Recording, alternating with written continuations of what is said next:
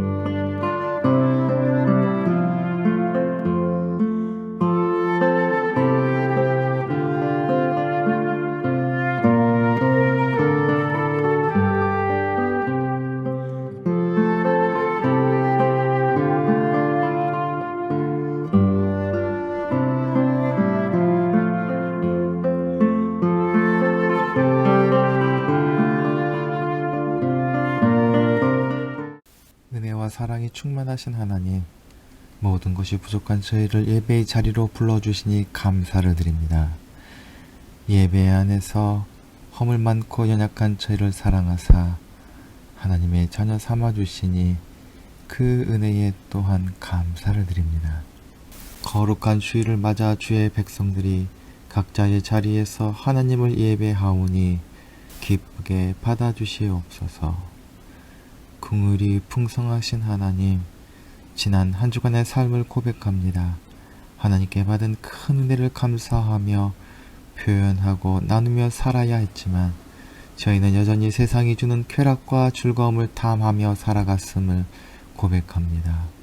사랑의 주님, 이 시간 성령의 불로 저희 심령을 거룩하고 순결한 영으로 거듭나게 하옵소서. 십자가의 능력으로 온전히 저희 심령을 인도하여 주시고 성령으로 충만케 되어 주님 앞에 나아가게 하옵소서.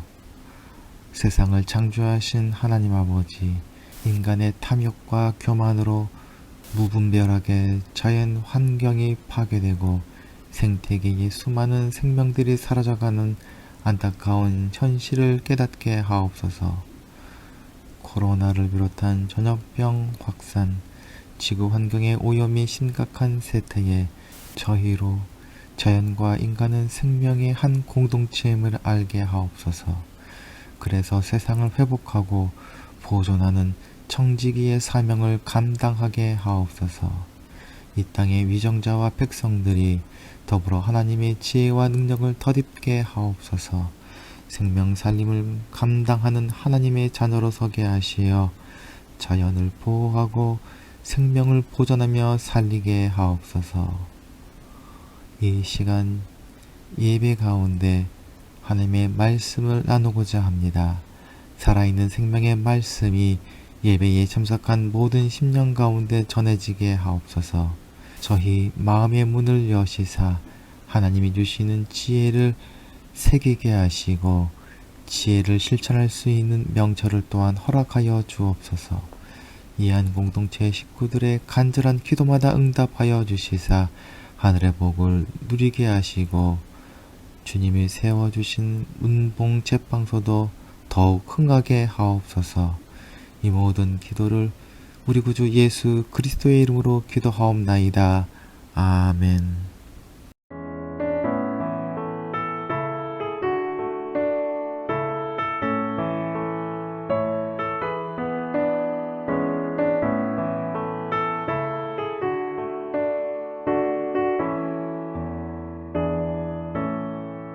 주 안에 기쁨인데 주 안에 살자 주 안에 평안이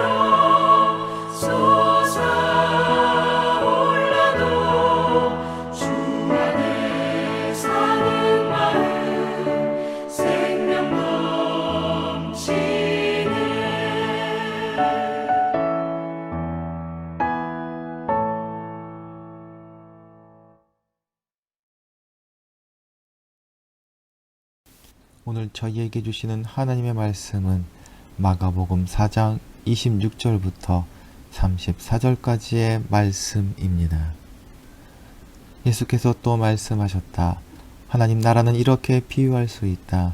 어떤 사람이 땅에 씨를 뿌려놓고 밤낮 자고 일어나고 하는 사이에 그 씨에서 싹이 나고 자라지만 그 사람은 어떻게 그렇게 되는지를 알지 못한다. 땅이 저절로 열매를 맺게 하는데 처음에는 싹을 내고 그 다음에는 이삭을 내고 또 그 다음에는 이삭의 알찬 나달을 낸다. 열매가 익으면 곧 낫을 된다. 주스 때가 왔기 때문이다. 예수께서 또 말씀하셨다. 우리가 하나님의 나라를 어떻게 비길까? 또는 무슨 비유로 그것을 나타낼까? 겨자씨와 같으니 그것은 땅에 심을 때에는 세상에 있는 어떤 씨보다도 더 작다. 그러나 심고 나면 자라서 어떤 풀보다 더 큰 가지들을 뻗어 공중의 새들이 그 그늘에 깃들일 수 있게 된다. 예수께서는 그들이 알아들을 수 있는 정도로 이와 같이 많은 비유로 말씀을 전하셨다. 비유가 아니면 말씀하지 않으셨으나 제자들에게는 따로 모든 것을 설명해 주셨다. 아멘.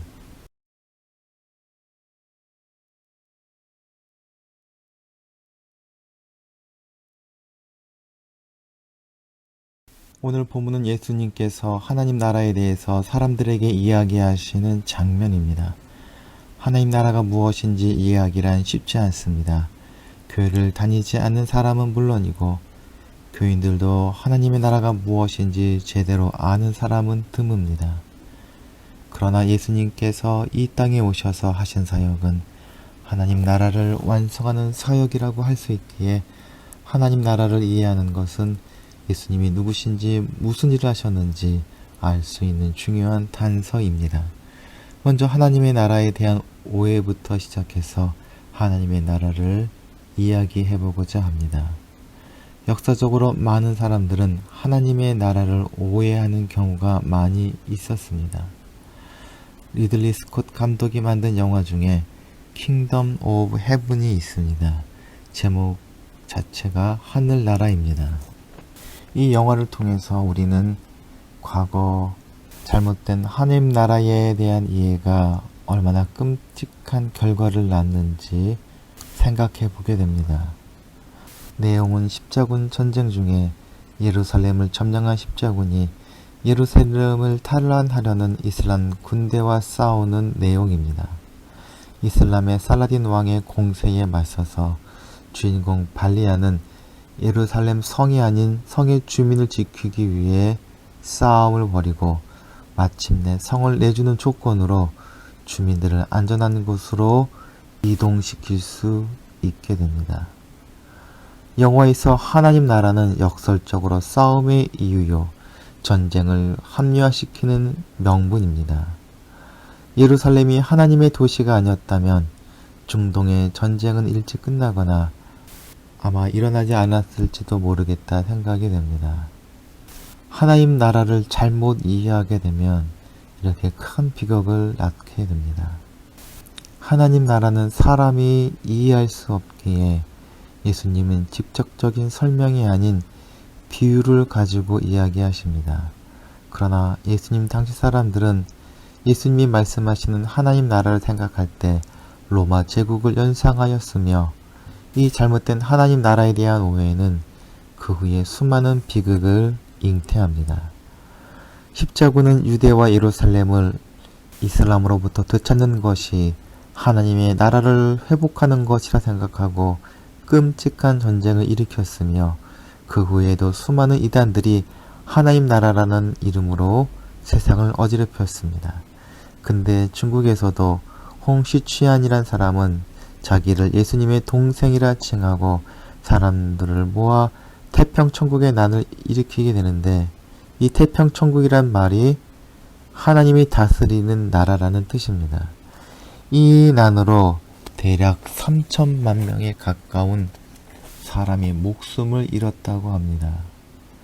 현대에도 한국을 어지럽히는 수많은 이단들이 사람들을 하나님 나라라는 미끼로 유혹하고 있습니다.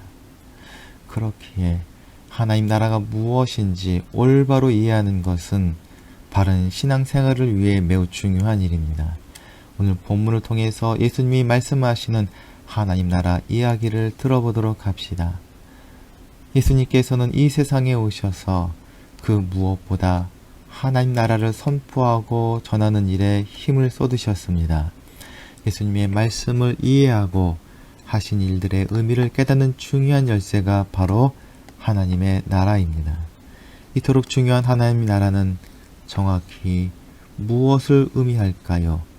하나님 나라가 뭐길래 예수님은 그토록 최선을 다해서 외치시고 또 하나님 나라의 사명을 죽기까지 감당하셨을까요? 도대체 예수님께서 말씀하시고 보여주신 하나님의 나라는 무엇일까요? 하나님의 나라가 무엇을 의미하는지는 우리만 제대로 깨닫지 못한 것이 아니라 예수님의 제자들도 역시 마찬가지였습니다. 그래서 예수님께서는 비유라는 이야기를 통해서 설명해 주셨습니다. 그리고 특별히 본문 말씀을 보면 하나님께서는 하나님 나라를 두 가지 비유를 통해서 이야기해 주십니다. 하나는 씨앗에 관한 이야기요, 다른 하나는 씨앗인데 겨자 씨앗에 관한 이야기입니다. 하나님 나라는 농부가 그의 밭에 뿌려놓은 씨와 같습니다. 그 씨는 농부가 자고 깨고 하는 동안에 스스로 자라 성장하고 추수 때가 되면 이삭에 많은 나달이 맺힙니다. 그러면 농부는 낫을 가지고 나가 풍성하게 잘 익은 곡식을 거두어 드립니다. 그리고 하나님 나라는 겨자씨 같아서 작지만 싹이나 자라면 새들이 등지를 틀 수 있는 나무가 됩니다. 이 간단하고 짧은 이야기를 실마리로 주님이 이야기해 주시는 하나님의 나라를 함께 상상해 보기를 원합니다. 두 이야기의 공통점이 있다면 씨앗입니다. 씨앗의 두 가지 중요한 특성이 이 이야기의 실마리입니다. 씨앗이 자라는 것은 누구나 알지만 자라는 것을 본 사람이 없으며 또 다른 실마리는 씨앗은 매우 작아서 사람들이 보기에 볼품이 없다는 것입니다. 이 두 가지 특성을 실마리로 이제 말씀 속으로 들어가 봅시다. 농부가 농사를 지을 때에 씨앗을 고를 때 여러 가지를 생각하지만 가장 중요하게 생각하는 것은 씨앗의 생명력일 것입니다. 씨앗에는 생명이 있기에 성장하고 성숙하여 많은 결실을 맺습니다. 그래서 결실을 얻기 위해서 생명력 있는 씨앗을 잘 고른 후에 밭을 갈고 씨를 뿌리고 김을 매주는 수고와 노력을 아끼지 않습니다. 그러나 농부가 하는 일이란 결국 씨앗이 자랄 수 있는 환경을 마련해 주는 것이지 성장이나 결실이 씨앗 안에서 어떻게 이루어지는지 알지 못합니다. 어떤 분이 농사란 심은 대로 거두는 것이 맞지만 다른 한편으로 도박과도 같다라고 하십니다. 왜냐하면 농부의 수고가 필요하기는 하지만 씨가 자라 열매를 맺고 수확을 거두는 것은 농부가 할 수 있는 일이 아니기 때문입니다. 농사가 잘 될지 많은 결실을 맺을지 그렇지 못할지는 농부도 모르는 일입니다. 하나님 나라도 이와 같습니다. 성도들이 나름대로 전도하고 교회를 세우고 하나님의 일을 합니다. 그러나 그것이 어떤 결과를 낳을지는 누구도 예측할 수 없습니다. 씨앗이 자라는 것이 하나님께 달려 있듯이 하나님의 나라는 하나님께서 이루시기 때문입니다. 농부가 최선을 다하고 하늘의 농사의 결과를 맡기듯이 기독교인들도 최선을 다하되 자신을 감추고 하나님께 결과를 맡기는 겸손함이 있어야 합니다. 그렇기에 하나님 나라는 스스로 이루어가는 나라입니다. 예수께서 또 말씀하셨다. 하나님 나라는 이렇게 비유할 수 있다. 어떤 사람이 땅에 씨를 뿌려놓고 밤낮 자고 일어나고 하는 사이에 그 씨에서 싹이 나고 자라지만 그 사람은 어떻게 그렇게 되는지를 알지 못한다. 이 뿌려진 씨는 가만히 있는 것 같지만 사람이 알지 못하는 사이에 싹을 내며 자라서 마침내 결실을 하게 됩니다. 씨앗에 있어서 중요한 것은 모양이나 크기가 아니라 생명력입니다. 생명력이 왕성한 씨앗은 열매를 풍성히 맺을 때까지 결코 성장을 멈추지 않습니다. 예수 그리스도께서 시작하신 하나님의 나라는 바로 그러한 생명력으로 스스로 자라날 것임을 말씀하고 있는 것입니다. 그 생명력이란 우리 안에 생명의 영으로 계시는 성령님을 말하는 것입니다. 성령님께서 우리 안에 계시고 또 일하실 때 우리는 놀라운 하나님의 나라를 경험할 수 있습니다. 하나님 나라를 이루는 생명력은 우리의 열심이 아니라는 것을 명심해야 합니다. 우리는 제멋대로 하나님 나라를 만들려는 헛된 손짓을 멈추고 성령님께서 이루시는 하나님의 나라를 참여하고 누려야 합니다. 둘째로 하나님 나라는 보잘것없어 보이는 나라입니다. 예수께서 또 말씀하셨다. 우리가 하나님의 나라를 어떻게 비길까? 또는 무슨 비유로 그것을 나타낼까? 겨자씨와 같으니 그것은 땅에 심을 때에는 세상에 있는 어떤 씨보다도 더 작다.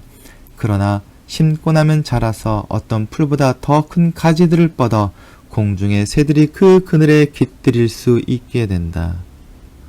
사실 어떤 열매든 씨앗 자체는 작습니다. 그런데 겨자씨는 그 씨앗들 중에서도 매우 작은 씨앗에 속합니다. 성장한 겨자나무도 그렇게 크지 않습니다. 겨자나무는 잘 크면 2.5m 정도로 성장하기도 한다고 합니다.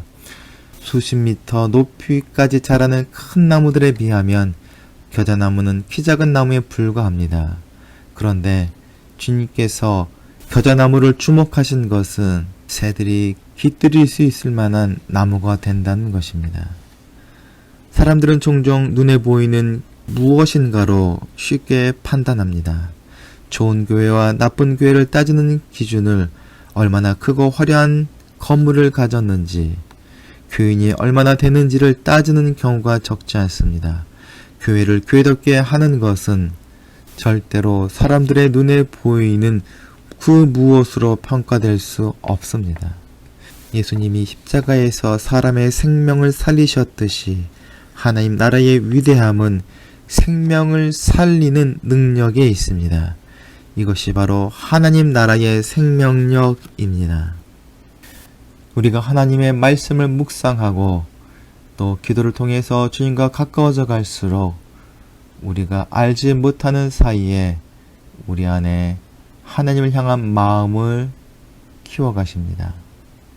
그 마음이 우리 말과 행동과 삶 그리고 관계를 통해서 드러날 때 우리는 하나님의 씨앗이 되고 이 겨자씨같이 작은 씨앗들이 모여 밭을 이룰 때에 생명을 품고 살려내는 하나님 나라를 이루게 됩니다.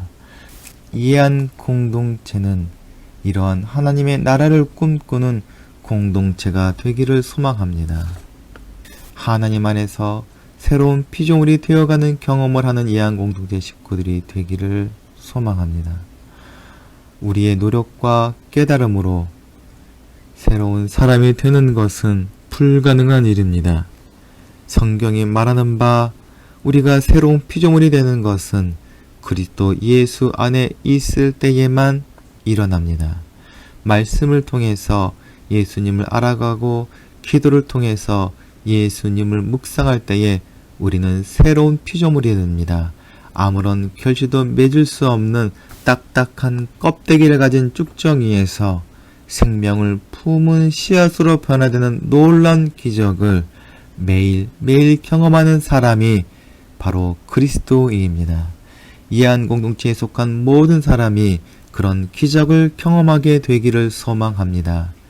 우리의 지혜와 능력으로는 할 수 없지만 우리를 사랑하시고 우리와 영원히 함께 하시는 주님께서는 능히 하실 수 있습니다. 또한 좋은 씨앗이라 할지라도 씨앗은 땅에 심겨져야 씨앗의 사명을 다할 수 있습니다. 한 알의 밀알이 땅에 떨어져 썩지 않으면 아무런 결실을 맺을 수 없듯이 그리스도인 또한 세상 속에 들어가 썩어져야 합니다. 농부가 원하는 곳에 씨앗을 뿌리듯이 하나님께서도 우리 이해한 공동체를 당신이 원하시는 곳에 원하는 때에 뿌리셨습니다. 이해한 공동체를 생각할 때에 더 좋은 장소와 더 좋은 때를 비롯한 조건들을 생각하면 아쉬울 때가 많이 있습니다. 그러나 우리를 이곳에 세우신 하나님의 계획은 너무나도 아름답고 너무나도 완벽한 계획입니다. 우리를 예한공동체의 이름으로 모으시고 하나님의 마음을 품게 하신 성령의 인도하심을 따라 말씀을 묵상하고 기도하고 전도하고 서로 사랑하면서 살다 보면 어느새 우리는 세상을 품을 수 있는 겨자나무 밭으로 변화되게 될 것입니다. 이해한 공동체가 볼품없고 적은 능력을 가진 작은 공동체이지만 생명을 품은 공동체가 되기를 소망합니다. 1637년에 존이라는 청교도 목사가 영국에서 신대륙에 대한 꿈을 안고 미국 땅으로 왔습니다. 그러나 온 지 불과 1년도 안 되어 그는 폐결핵에 걸려 살 날이 얼마 남지 않게 되었습니다. 죽음이 코앞에 다가왔을 때 자신의 재산을 헤아려 보니 가진 게 별로 없었고 대략 300권 정도의 책만이 있었을 뿐입니다. 이 책들을 어떻게 할까 기도하다가 그는 자기가 살던 도시에 새로 설립된 대학에 자신의 전 재산인 책을 기증하기로 결심했습니다. 그는 책을 기증하면서 한 장의 기증서를 보냈는데 그것은 그의 유언이라고 할 수도 있고 신앙 고백이라 할 수 있는 기도문이었습니다. 저는 이 땅의 꿈을 가지고 왔습니다. 조금 더 신학을 공부하고 싶었고 법률과 과학도 공부하고 싶었습니다. 그래서 훌륭한 신학자, 법률가, 과학자가 되는 것이 나의 꿈이었습니다. 그러나 주님께서 저를 부르신 것 같습니다.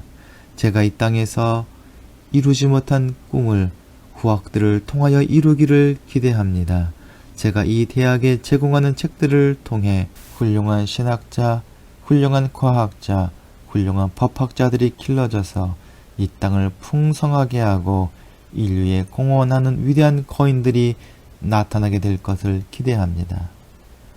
이 편지를 받은 학교 이사들은 모두 깊은 감동을 받았습니다. 그래서 그들은 존을 기념하기 위해 그의 성을 따서 학교 이름을 바꾸기를 결정합니다. 그리하여 이 학교는 하버드 대학교로 불리게 되었습니다. 실제로 존의 꿈은 이 대학을 통해서 열매 맺게 되었고 그의 꿈대로 하버드 대학교는 미국을 이끌어가고 세계를 움직여가는 학교로 성장하게 되었습니다. 그 시작은 너무나 작고 보잘것없었지만 놀라운 생명의 역사가 일어난 것입니다. 비록 지금 우리의 모양이 초라하고 우리의 삶이 고난 가운데 있다 할지라도 하나님께서 우리를 통해서 하나님 나라를 이루어 가실 것이라는 사실을 믿고 기대해야 합니다. 우리가 주님과 동행할 때 이양 공동체 안에서 세상을 위로하고 생명을 살리며 하나님과 동행하는 삶을 경험하는 하나님 나라가 이루어질 것입니다. 함께 기도하시겠습니다. 사랑과 은혜가 충만하신 하나님, 하나님 나라가 하나님의 능력으로 스스로 이루어가는 하늘의 씨앗과 같음을 깨닫습니다. 또한 비록 작고 보잘것없을지라도 새들에게 쉼을 줄 수 있는 가지를 펼치는 작은 겨자나무와 같음도 고백합니다. 우리가 위대한 하나님의 나라를 이루는 씨앗 되게 하시사 마지막 때에 수많은 영혼을 주님께로 인도하는 하나님의 나라를 이루는 생명의 씨앗 되게 하여 주시옵소서. 우리를 살리기 위해 하늘의 미랄로 이 땅에 오신 우리 구주 예수 그리스도의 이름으로 기도하옵나이다. 아멘. 다 함께 공동체의 고백을 하겠습니다. 하나, 우리는 문제가 있습니다. 둘, 문제에는 끔찍한 대가가 있습니다. 셋, 하나님은 해결책을 가지고 계십니다. 넷, 그 해결책은 믿음으로 누립니다. 지금은 죄와 죽음에서 우리를 구원하시는 예수 그리스도의 은혜와 하늘과 땅을 창조하신 하나님의 무한하신 사랑과 성령님의 감동하심과 교통하심이 이 한 공동체 식구들 머리 위에 이제부터 영원히 함께 하시기를 간절히 축원하옵나이다. 아멘.